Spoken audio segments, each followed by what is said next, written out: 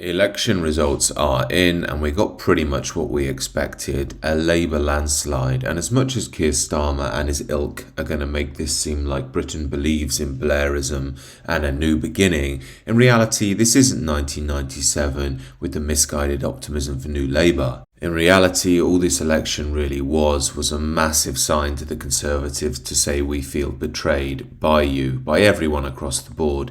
It also had the second lowest turnout in history. So, far from seeing this as a continuation of Blairism, personally I see it as the last election where Blairism will rule as king.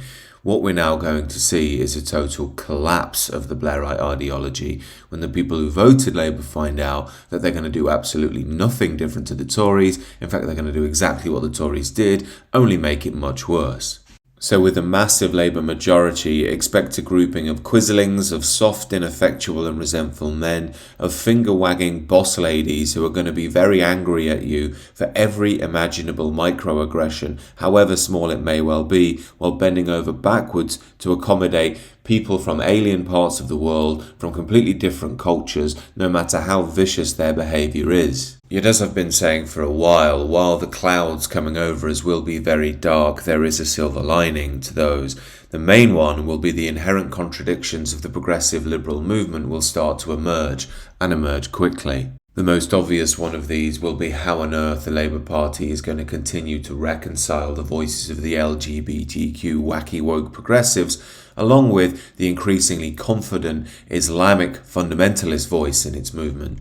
Case in point, the little leftist darlings can wave their Queers for Palestine flags when the Conservatives are in because they can pretend they have a shared enemy with the Islamists. However, the Gaza situation on the whole, as well as our experience in multiculturalism, has showed us that many people in the Islamic bloc in the UK want identity politics, specifically Islamic politics that pursues Islamic interests not only in the UK, but across the world as well. It won't just be the Muslims that are pushing for their own aims and their own ends though, of course. As I've been saying in recent videos, multiculturalism has been a total con. Essentially what it really is an ethno-nationalism for the differing groups coming here, and as they increase in number, they get increasingly confident. Now bear in mind that mass immigration will continue unabated under the Labour Party, as will illegal immigration and the open borders stuff. There will be basically zero change to the economy because we're essentially a service finance economy now, and if you destroy that, the whole country will fall apart. So in essence, this is just more globalism with more left-wing social policy. Accept the globalist agenda or you'll be an evil far-right bigot who's not welcome in modern Britain, etc, etc. This is why I believe that many of the British people, as well as many of the European people, don't really have a choice but to accept a form of identity politics again. Henceforth, I don't want my child to grow up in a world where he's told his culture, his ancestors are all evil, they belong in the dustbin of history, that he can't have any identity, but he must welcome, no in fact celebrate every culture from every other corner of the earth. It seems to me in our paranoia to ever imply that we could be superior to any other nation or group, we have now made ourselves virtually inferior to other groups, peoples and nations. And I don't say this as some crypto-nationalist. As I've said many times on this channel, I'm very interested in the cultures of the world. I'd like them to maintain strong, usually with their own structures maintaining them. Secondly, I'm sure I'd upset many pure nationalists in saying I do believe there are many things more important than nation, i.e. God, religion, a peoples, a society, a culture, a continent.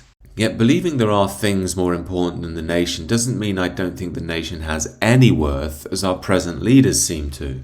In fact, it's our globalist liberal world leaders, well represented by Keir Starmer, that cause a cultural degradation, that break down any sense of national unity, any sense of meaning and mission that people have to unite them together. This, of course, equals a demoralised, depressed and hopeless people. This is why I believe it's important as we go into the future to start to look at things in the big picture, not election cycles. I think we need to think Europe-wide. The same problem is going on across the continent. After all, as you're never allowed to think, if their globalist multicultural project doesn't work, we don't have any other home.